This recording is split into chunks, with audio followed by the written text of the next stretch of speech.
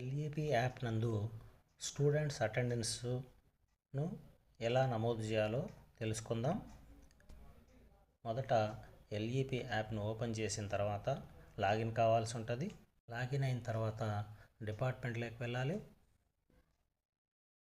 ఈ డిపార్ట్మెంట్లోకి వెళ్ళాలి.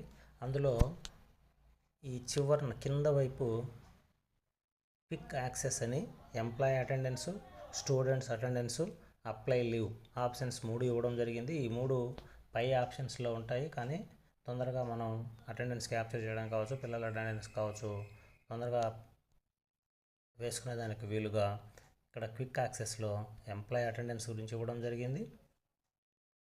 ఈ విధంగా అక్కడ క్లిక్ చేయడం ద్వారా ఎంప్లాయీ అటెండెన్స్ వేసుకోవచ్చు. అదేవిధంగా స్టూడెంట్ అటెండెన్స్ని మనం ఈ విధంగా ఇక్కడ ఎంటర్ చేసుకోవచ్చు. అలా కాని పక్షంలో పైన ఉన్నటువంటి ఆప్షన్లలో స్టూడెంట్ పైన క్లిక్ చేసి యాక్షన్స్ పైన క్లిక్ చేస్తే ఇక్కడ మొదటి ఆప్షన్గా స్టూడెంట్ అటెండెన్స్ ఉంది.